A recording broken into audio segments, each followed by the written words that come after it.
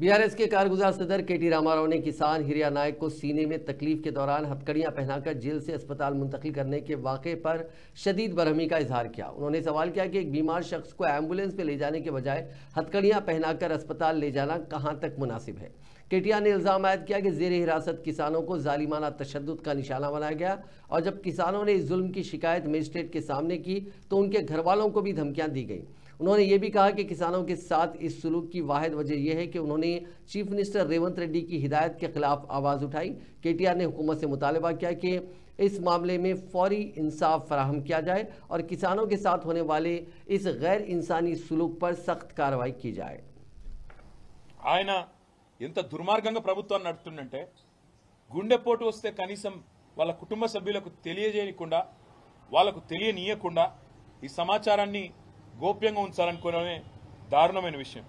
ఇంకా ఘోరం ఏంటంటే అసలు మీరు ఇది చూడండి దయచేసి ఒకసారి బట్టి ఇవాళ ఆ సోదరుణ్ణి ఆసుపత్రికి తీసుకొచ్చారు। ఇట్లా బేడీలు వేసి ఎవడన్నా గుండెపోటు వచ్చినాడు పారిపోతారండి? గుండెపోటు వచ్చిన వాళ్ళు వెంటనే జైలు నుంచి దుంకి పారిపోతారా? ఇంత అన్యాయమా? జైలు నుంచి గుండెపోటు వచ్చిందని చెప్తే బేడీలు వేసి పట్టుకోమా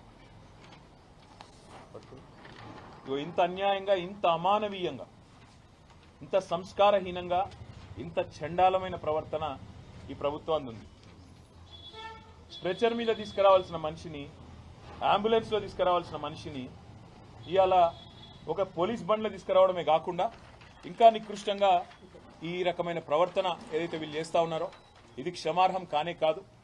నేను గౌరవ హైకోర్టు ప్రధాన న్యాయమూర్తిని కోరుతా ఉన్నా, రాష్ట్ర గవర్నర్ గారిని కోరుతా ఉన్నా, కాంగ్రెస్ పార్టీ అధినాయకుడు, పార్లమెంట్లో ప్రతిపక్ష నాయకుడు రాహుల్ గాంధీని కోరుతా ఉన్నా, డిమాండ్ చేస్తా ఉన్నా, రాహుల్ గాంధీ గారు మీకు కనీసంగా మానవత్వం అనేది ఉంటే, మీకు కనీసం గుండె ఉంటే